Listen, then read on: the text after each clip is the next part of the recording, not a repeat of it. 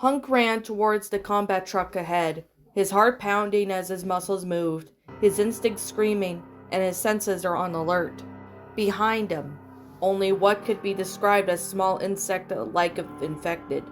Those giant cockroaches in sticky, sickly mixture with human DNA were fast and could camouflage themselves into the environment. One of the infected advanced towards Hunk, with its claws ready to pierce him in the back. However, the agent quickly turned around, throwing his torso to the side, dodging the attack, plunging the machete into the infected's head, which hit the ground hard due to its speed. Hunk grunted slightly, as when he saw the blade was stuck in the infected's head, and ran towards it, throwing a hand grenade where he was. The grenade exploded, causing some of the infected to fall to the ground. The Reaper quickly turned and raised his combat rifle, unloading the hail of bullets into the infected that were still flying. Although numerous, strong, and fast, they weren't really resistant. They died with 1-2 bullets at most in the right places. From above, one infected dived towards him, and in reflex, Hunk placed his rifle in front of his body, blocking the infected's attack, but still falling to the ground from the impact. Hunk grunted and rolled backwards towards the impact, already holding his machete and his eyes focusing on another infected. Another insect tried to attack him with its claws. However, Hunk took a step to the side and did the same, as attacking the creature's arm, severing the thing's hand, and countering attack with the kick to the infected's fragile chest, sending the infected flying backwards. Turning around, Hunk quickly leapt over the infected that had knocked him to the ground, and plunged his machete into its head, quickly grabbing his rifle afterwards, and running towards the falling combat truck, and entering the vehicle. He could hear the infected throwing themselves at the great body speed of a truck, their eyes cutting through the metal in an attempt to catch their prey. Hunk sighed slightly and ran his eyes around. The Russian army soldiers were dead, with ugly wounds on their chests. They hadn't been used as a way of reproducing, let alone food, apparently. This attack was an execution. Hunk just sighed as he shook his head, picking up some of the hand grenades that had just fallen from the bodies. Checking his surroundings, he realized that the attack had came from above. There was a large hole in the ceiling. This hole faced what appeared to be an abandoned mine, owned by a museum. With so many flying infected, he couldn't stay on the streets. It was better to go undercover.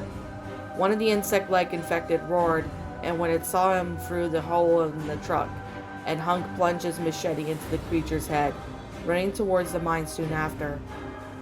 As he ran, Hunk threw a stun grenade on the ground, stunning him all nearby infected, and allowing him to reach the mine without much trouble. Turning around, he quickly reloaded his rifle, and raised his weapon towards the infected, who, despite approaching, for some reason, decided not to enter the mine. He didn't know how those things worked, whatever it was, like animals that retreated when they sense the presence of a dangerous predator, or whether another infected he had seen, and they had just been ordered to retreat by someone else. Damn, there were a lot of things considered, given the type of infected that was new. He didn't even know exactly their biology, their abilities, or how they were created. However, he was certain that it was related to the Ouroboros. Taking a deep breath, he runs his hand through his neck and briefly relaxes his posture. Then he moved his hand to the side of his mask. His team had split up. The helicopter crashed because of those flying infected. One of those men, Dean, was unfortunately killed by those insect-like infected. However, the rest of his team were fine.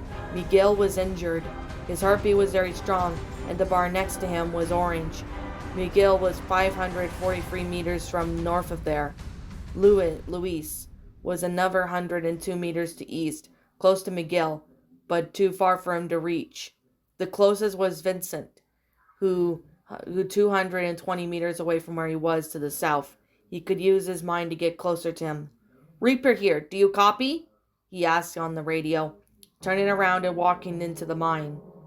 The place had just as he imagined it, a long tunnel with historical markings written on the wall. The light was still on. The only thing different were the bodies. Civilians, men, women, and some children were lying on the ground, with some torn clothes from various injuries, from scratches what looked like car accidents, cuts due to the knives, or rather claws. Hunk clicked his tongue. It made his blood boil. "Sir, Skull here," he heard Miguel panting. "Sir?" Luis. "I thought you left us." And lastly, Vinci. "Luis, with the reference to the north. Head towards 5 o'clock. You'll meet Miguel. He's injured," Hunk said, heading deeper into the mine until he came across one of the stairs leading to back to the museum above.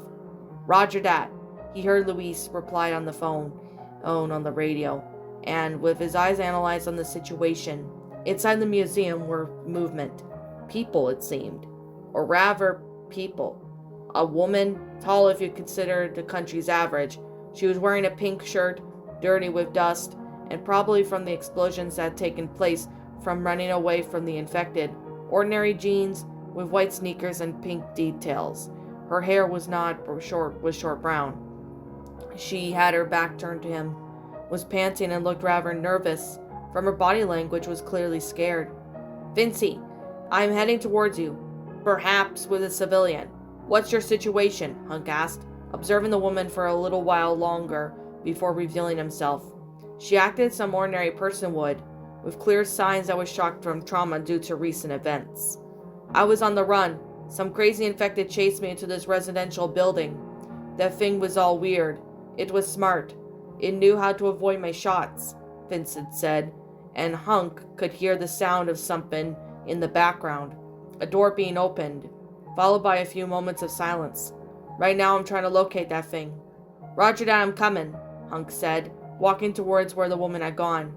His heavy footsteps echoed around the place, and at a glance, he could see the frightened woman look in her direction, raising in terror and trying to hide. "Don't worry, calm down, I won't hurt you," he said, raising his body in front as a sign that he wouldn't do anything to her. The woman stared at him for a few moments, panting. Her trembling hands were resting on the reception desk. Hunk explained, approaching at a slow pace, leaving his rifle hanging in front of his torso. The woman seemed to calm down a little more, although she did want to keep her distance. However, after a few moments, she shook her head and approached in small, short steps while trying to say something. She stammered out a thank you as she approached with her arms wrapped around her body. "Stay close to me no matter what, okay? I promise I'll get you out of here," Hunk said, and she nodded somewhat frantically. Turning around, the agent took the lead and walked towards the next wall, where the concrete was destroyed. From traces around him, it was an explosion, probably from the military tanks on the street. He touched the side of his mask, switching his vision mode of his senses to thermal. Looking around, he grunted quietly in satisfaction when he saw that there were no infected around, or heartbeats, or infected residue. Great, those bug-like infected are gone for good. For now. But he just ignored his own instincts and turned to ask, "Why?" He then started walking towards Vinci, hearing the woman's footsteps just behind him. She was a little distressed. He sensed that perhaps it was because she was afraid of being exposed into the desert streets, or perhaps it was the chaotic scene. Bodies and bodies that were lying amongst the wrecked and abandoned vehicles. About 100 meters ahead, he could see some infected people. People this time wandering around with their bodies bent over and no apparent destination. Just beyond them was Vinci, the brownish building at the end of the street. Turning around, Hug signaled for the woman to stay silent and hide amongst the cars until near the sidewalk. And as soon as she was gone, she ran towards the infected.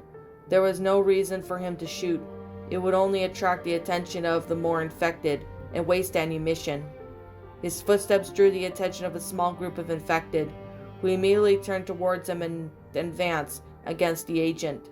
Hunk advanced against the first infected, dodging a punch-like attack from the infected and countering attack by plugging his machete into the thing's neck, followed by a kick to the torso that sent the infected's body crashing to the ground. His eyes soon focused on the nearest one, which leapt over the abandoned cars towards him. Hunk dodged the charge by stepping back and throwing his torso to the side, causing the infected to fall face first on the ground with some force due to its speed. Another infected advanced, preventing Hunk from finishing off the one on the ground. The infected had a fireman's axe in his hands and tried to drive it into the agent's neck, who dodged it and ducking a counter-attack with a kick to the side of the infected's leg, causing the remains of what was once a man to kneel on his stricken leg and be killed quickly when the agent drove his machete to the side of his head. Turning when he saw the infected man behind him getting up, he spun his body around and landed a kick to the side of the infected man's neck, sending the man to the ground again. Turning once more, Hunk ducked slightly and threw his torso to the side, dodging a piercing attack from another infected, countering it with a punch to the face, followed by a stab to the neck and a kick to the chest, sending the infected to the ground. The Reaper then finished off the infected behind him, wiped off the blood dripping from his blade, putting the machete back in its sheath. He then signaled for the other woman to approach. He watched her run towards him, still afraid, but with a hint of admiration of hope. He liked to see the fearful expression of his enemies, just as he liked to see the hopeful expressions on the people he saved. It was added motivation. They made their way towards the building Vinci was in, and Hunk touched the side of his mask again. The agent narrowed his eyes slightly when he saw just a hint of heat, just a heartbeat. It was Vinci. It had to be, but something was off. "Vinci, I am in front of your location. Come in," he said over the radio, and his fist slightly squeezing the handle of his rifle. There was silence for a few moments. "Sir, listening." Vinci's voice was present, robotic, slightly drawn out. "Tired after killing the infected, perhaps? What's the situation? Is the building safe now? Have you eliminated the infected?" he asked, positioning himself next to the door, noticing the woman looking around nervously. Once again, there was silence for a few moments. "Yes, everything's under control," Vinci replied, and Hunk opened the door, raising his rifle, and he entered and checked the place out. The corridor went on for about a few meters, with 4 apartment doors on both left and right. To the right was a staircase on top of the floor. "Are you okay? You sound injured," Hunk said over the radio, climbing the stairs with silent steps. "Ah, yes. That infected hit me in the head. I'm a bit confused, but I'll be fine," Vinci said, and Hunk watched him, standing in the doorway of one of the apartments. Vinci was standing in the middle of the room, blood dripping down from his clothes. Without his tactical vest, and his weapons were on the floor, save for the pistol in hand. There was blood all over the apartment. It looked like the fight had taken place there. However, as soon as he entered, Hunk narrowed his eyes again. His instincts were screaming. His skin was crawling. Something was wrong. "Vinci, you're bleeding. You should be resting, treating your wounds," he said. His voice was serious and loud, making the man look in his direction. Hunk didn't come any closer. Vinci's face was slightly pale. His red eyes and his mouth strangely red too. Not only that, but both of his hands were stained with blood, and no sign of the body of the infected. "Ah, that was nothing." Hunk didn't answer. He just signaled for the woman to stay where she was and enter the apartment, walking close to the wall as he circled Vinci. "Where is the infected body?" he asked, with each slowly step followed by the next. Slowly the trails of blood on the floor. It was way too much blood. It was then when he noticed the body lying in the kitchen. His eyes went wide. Lying in the pool of blood was Vinci. His body was torn apart in a way that almost was unrecognizable. The only thing that made it possible for Hunk to tell it was Vinci was visible tattoo on his shoulders and blonde hair. The agent quickly turned around. He stared in disbelief as something like his tentacles emerged from the hands of that thing that it was wearing his man's skin and pierced the chest of the woman standing near the doorway. Hunk gritted his teeth and raised his rifle, firing at the thing. What the fuck? The infected that could take a form of another person? The muscles in Vinci's body twitched, his face distorted, and the creature was wearing the man's skin attacked him with its other arm, its limb extending to several tentacles. The Reaper dodged as he crouched down and threw himself backwards, watching the creatures devour the woman's head and throw her body onto the ground. Hunk growled low. Whatever the hell it was, it certainly killed this man, dishonored him by wearing his skin, and killed the innocent civilian. That it looked like Vincent, and that thing was going to die, and it was capable of feeling pain. Hunk would have to be sure to make it suffer before it died. Suffer a lot. The civilians ran down the streets in desperation, the shots passing dangerously close to their bodies, the grunts and roars from horror movie creatures making their skin crawl. Behind them was a sea of infected fairy tale creatures, terrible of killing, the kind of cruelty they had never seen before. Creatures had superhuman abilities that would take life so easily that it seemed like breathing to them. The only thing stopping them were the soldiers who fought bravely to protect their city and their people. Buildings were destroyed by explosions. Cars were overturned and thrown sideways. People were killed, trampled, crushed, pierced, decapitated, and devoured. A cruel fate, who those just wanted to live in peace. A journalist came around her camera crew, ran through the people, ran towards the stadium. The woman, not abandoning her professionalism, narrated what was happening, the nightmare that had been fallen on the innocent. As you could see, she breathed breathlessly, being pushed by a group of desperate civilians. Everyone is running to the stadium in search for safety. The army has stayed behind and is fighting bravely against these creatures. The cameraman then turned to raise the camera in an attempt to record the soldiers fighting the creatures, while at the same time trying to keep his balance with so many people bumping into his arms. This certainly is a nightmare. Calamity, it has already been, many have already died, and the situation seems to be... The reporter was suddenly interrupted by the loud noise of something breaking. All the civilians nearby lost their balance, and a cloud of dust rose up, and chunks of concrete were thrown around. Screams of despair and pain were heard. At the moment the camera raised, the huge image of the huge creature in black clothing appeared, with human bodies in their hands, their heads crushed. The creature dropped the bodies and moved up, its huge fist passing through the crowd, as if all those people were paper, blood, limbs, and bodies were thrown by that thing's powerful punch. "Oh my God, Dave, run!" the journalist shouted, her voice muffled as the microphone was low, but picking up all the surrounding screams beside their own. The cameraman began to run. The cameraman just lowered as he ran his head as fast as he could. The image changed. When he finally stopped running, it wasn't he couldn't get help. Up ahead, skinless creatures, the size of tigers, began to attack the survivors. Their huge claws pierced and cut through the skin and flesh with extreme ease. Their heads exposed brains, sported razor-sharp teeth and long, razor-sharp tongue, which pierced the body of the man and woman who became their victims. Both of the cameraman and other civilians found themselves surrounded. Behind them, a huge creature more than 5 meters long was killing survivors with just a flail of its limbs. On the other, skinless creatures decapitating their own victims. It all seemed lost. However, to their surprise and relief of the survivors, an explosion hit the bodies of the huge humanoid creatures, hard enough to bring it to its knees. Gunshots were heard as the sound of a motorcycle approached, and the people looked up as masked man appeared on the motorcycle with their rifle raised, firing at the skinless creatures.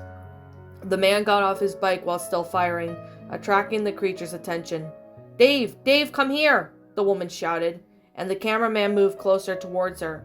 The camera raised on the man, who then threw another grenade at the huge humanoid creature, turning around towards the approaching infected. They watched as the man dodged the attack from one of the creatures. They gasped as they saw him slice another infected's tongue, spin his body around, and landed a kick on the infected's exposed brain, then kill it with a shot from a .50. The man spun, kicked, and shot, as if it were dancing with the creatures. Being that could decapitate a man with just one movement of its arms, being mutilated and killed by a man with a knife. The last thing of the skinless infected fell. The man looked towards them. His cold, deep blue eyes stared steadily at both the journalist and the other survivors. "We keep running to the end of the street. The BSAA trucks are on their way," he shouted. his deep voice penetrating the ears of the survivors, who quickly followed his orders. The journalist and the cameraman took a few steps to follow the others.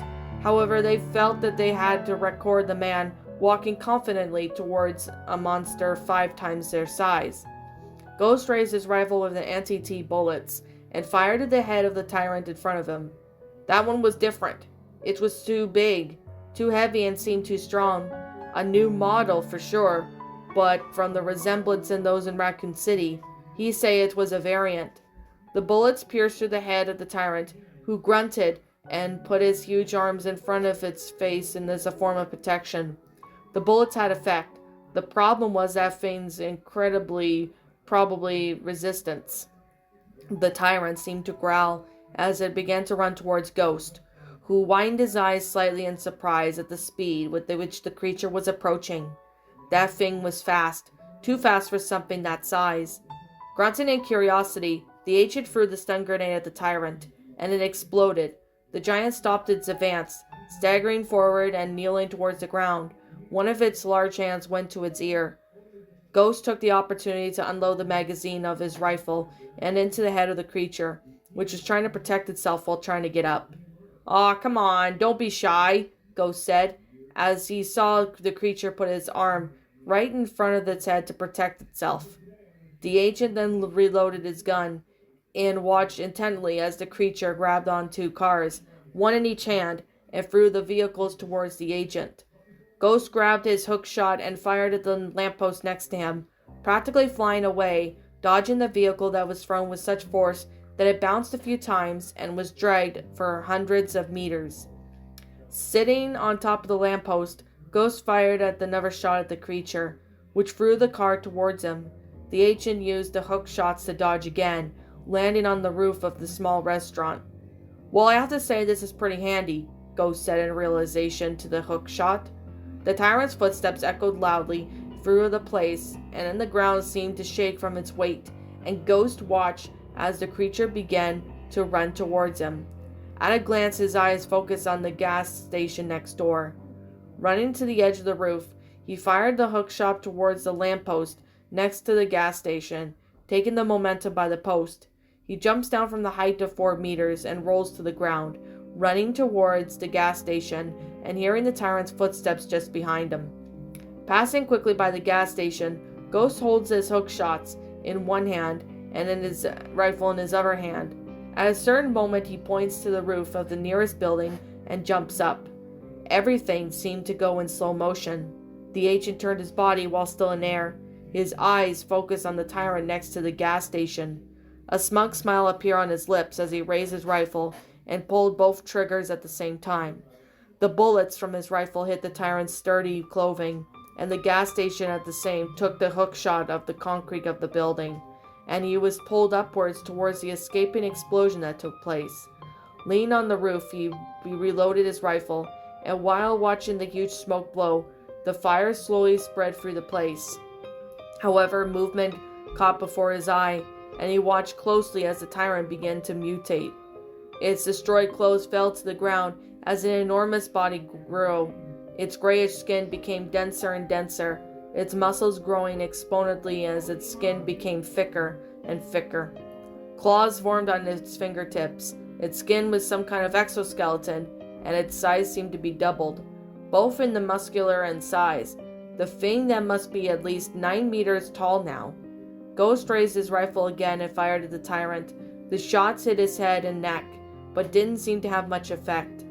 "Damn," he muttered lowly, as he saw the tyrant simply grab the side of the building and hurl towards the huge chunk of concrete towards him. Ghost threw himself backwards, almost off balance as he felt the whole place shake from the impact. However, the first impact followed by the second, which was soon followed by the third, and so on.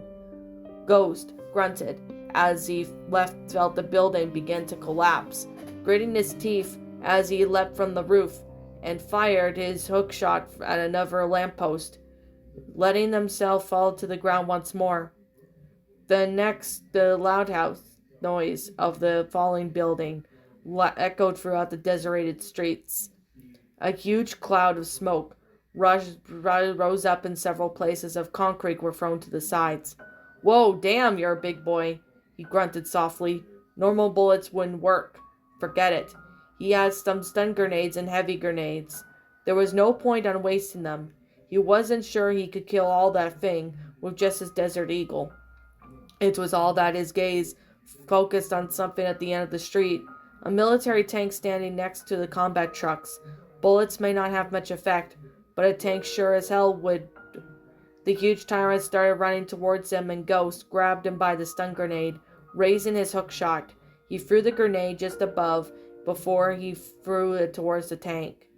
The grenade exploded. The tyrant closed his eyes and staggered a few steps, dazed as it brought its hands to his head. Grunting in apparent irritation, the tyrant straightened his posture and looked around. The annoying little insect had disappeared from his sight and ran away. The tyrant walked in a calm pace down the street, kicking a few cars out of its way as it did so, while running its eyes looking around for its agent. That was until the tyrant heard the noise of the approaching vehicle. As it turned, it faced the tank with its advancing towards it. The tyrant ran towards the tank, and before getting too close, an explosion occurred on its feet, an explosion so strong enough to make it stagger from the impact. Pulling itself closer, the tyrant grabbed the tank in reflex, feeling its body being pulled back with the force of the armored vehicle. Grunting, the tyrant began to lift the tank onto the air with the intention of throwing it to the ground, destroying its bodywork and crushing the insect inside. The tyrant raised the tank just above its head, grunting in almost victory at the display of strength, while Ghost looked in a cocky way. "Just brawn, no brains. I guess you don't need a head then," Ghost said to himself, pressing the button. The shot was heard, and an explosion was soon followed. The tyrant's head was reduced to nothing. Blood exploded from the bullets of the other tank, in between the two combat trucks. There was what was left of the tyrant was. All he could do was leave that thing being distracted. Climbing out of the tank, the agent calmly approached the body of the fallen creature. That thing was unusually large for a tyrant, biggest on record for sure. His eyes immediately went to being destroyed building not too far away, perhaps one of the strongest tyrants in the record too. At least he didn't skip a leg day, he said to himself, turning around and walking towards the motorcycle, parked a few meters away. He got on and started the vehicle, heading towards the direction of the civilians had gone. Sherry grunted slightly as she helped to lift the stretcher with the woman lying onto the helicopter. She quickly waved to the other members in the medical unit and turned around briefly, watching Claire with some teenagers who were leapt onto a helicopter and further away. Concentrating on the wounded further ahead, Sherry walked over to Anna, who was putting some bandages on the injured man's leg. Ahead, her eyes focused on the three similar figures, and she approached at a fast pace. "Barry," she called out to him, relieved to see the man and his family alive and intact. Barry was a little dusty and looked tired.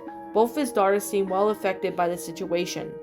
"Ah, Sherry, great to see that you're okay," Barry said, giving the girl a quick hug, which she returned. "Where's Claire?"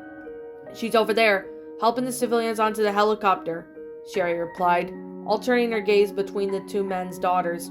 "Mora and Polly," she greeted them, receiving only a nod from Mora and sympathetic smile from Polly, mixed with uncertain sadness and distress. "I thought Chris would have sent you two out of the town by now," Barry said, looking at the surrounding helicopters and the crowd of people. No matter how they looked at it, there wouldn't be enough helicopters for all those people. "He tried," Sherry replied. "Well, you need to be examined first, and then you'll be taken to the helicopter, okay? If you're not hurt, just wait," the girl explained, and Barry nodded. "Understood, thanks, Sherry," he said, taking his place in line and watching Sherry walk away at a fast pace. There were many wounded civilians, many people in critical conditions, and others losing blood. Many would die, but she would try her best to help. However, the situation became even more difficult when they heard the distinctive roars of hunters coming from the entrance of the stadium. The screams of despair overlooked the place. The people started running towards both helicopters and running away from them. Sherry gritted her teeth and reached for her rifle. She and Claire looked at each other before they headed towards the entrance, trying to pass as quickly as they could through all those desperate people. Sherry raised her rifle and fired at the hunter, advancing towards the slightly older man, causing the creature to fall to the ground with a huge hole in its head. Sherry looked at the rifle in her hands for a few moments. The weapon was heavier than usual, certainly much stronger than she was used to, while one place shot was enough to kill that hunter. Great! She felt a surge of adrenaline run through her body. The girl advanced while firing at the creatures, and each shot the hunter on the ground. The bullet pierced their skulls and scales, splintering her inside bodies, exploding their flesh. As she walked, one of the hunters leapt towards her to try to attack her. Sherry dodged it by throwing herself into the side, and counterattacked by firing at the creature's head. The moment the bullet pierced the hunter's neck, she felt her instincts kicked in, and her eyes focused on the scene ahead. Another hunter, this one different from the others, with a bullish black skin, spikes on its back and red eyes, was throwing what looked like bone stakes in her direction. The girl gritted her teeth and dodged to the side, but grunted slightly as she felt her side with a tight hit. She raised her rifle again and fired at the hunter, 3 bullets until the creature was laid motionless on the ground. Next to her, another of them approached. Its arm began to bend to attack her. Its claws ran towards its neck. Sherry dodged by crouching down and throwing her body to the side, going under the creature's attacks. She then shot the hunter in the leg, bringing it to its knees, and shot it at the back of its head. The loud noise of something fallen caught the attention of the people there, and Sherry watched as some of the stadium's large lampposts fell to the ground due to the weight of its creatures, and from the sky, insect-like infected came flying down. The girl grumbled softly and turned around, firing at the infected who were advancing towards the civilians. Next to her, she caught a glimpse of one of the hunters approaching, along with the 2 flying creatures. She prepared to act, but she didn't need to. 3 shots were heard, and the creatures fell when they were hit. "Sherry!" she heard Barry called out to her, and she turned around, seeing him hold his magnum, yet to still raise his hand. "Thanks. Now get to the helicopter, Barry!" Sherry shouted, turning around towards Claire, who was helping a woman who had fallen to the ground. The woman had been attacked by one of the hunters. Her legs were stained with blood, and the back of her thigh was torn. "Sherry, cover me!"